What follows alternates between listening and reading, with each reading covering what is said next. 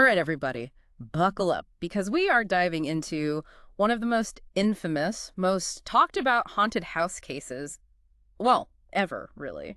It's one of those stories, that just seems to seep into everything. It really does. And even if you think you know it, like the Amityville horror, we're going deeper. Much deeper. We're looking at the story of the Lutz family in 1976. They moved into this house, 112 Ocean Avenue, thinking, hey, new home, fresh start. If only they knew. If only. But see, this house had baggage, serious baggage. And that's where you can't tell the Lutz's story without going back a bit first. Exactly.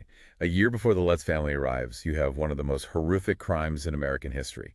The DeFeo murders, 6 family members shot and killed right there in that house. But by the son, right? Ronald DeFeo Jr. The son, yeah.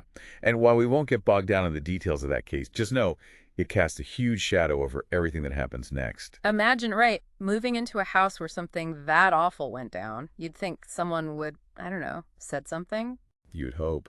But the Lutz family, they claim they didn't know. And they claimed a lot of things started happening almost as soon as they moved in.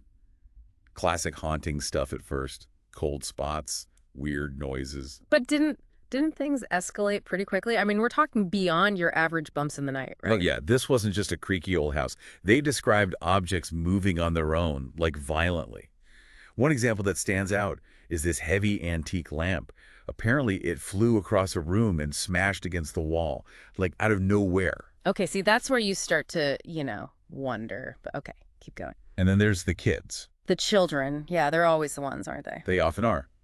The Lutz children, they reported seeing this demonic figure, which they called the Harbinger. The Harbinger, okay, that's just creepy, no matter how you slice it. And on top of that, almost the entire family claimed they suffered from these vivid, recurring nightmares, often about feeling trapped inside the house. Like whatever was there was messing with them, even in their sleep. See, that's what I mean. It's like their deepest fears, the stuff of nightmares, literally coming to life. So what did investigators make of all this, especially the kids' stories? That's where it gets really interesting. Because on the surface, you might say, okay, a family moves into a house with the tragic past. They're stressed. Maybe they're letting their imaginations run wild.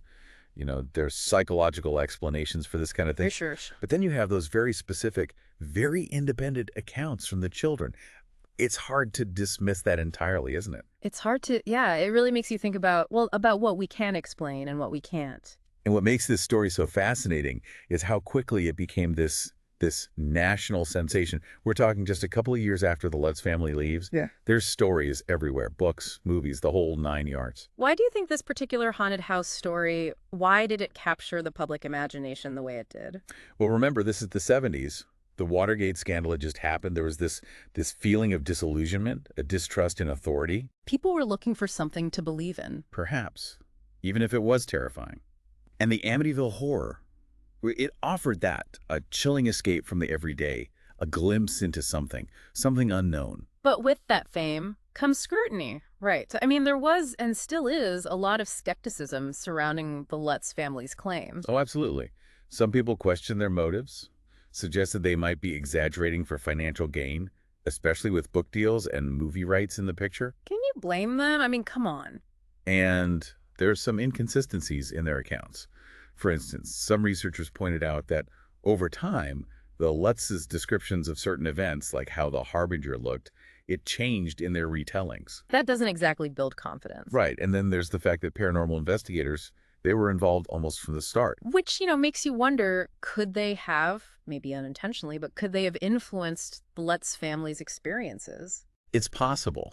I mean, imagine you're in a heightened emotional state, you're already on edge, and then you've got these paranormal experts coming in, suggesting things, asking leading questions. It's like, are they finding evidence or creating it? It's hard to say. It really is. Yeah. And that's part of what makes this whole thing so compelling, so frustrating even. Yeah. Trying to prove a haunting. It's almost impossible. Oh, there's rarely any physical proof, right? It's all just people's word against nothing, really. And that lack of concrete evidence, it only fuels the debate. Exactly. Because then it becomes like, is it true or not? At the end of the day, I think the reason stories like the Amityville horror endure is because they tap into our primal fear of the unknown.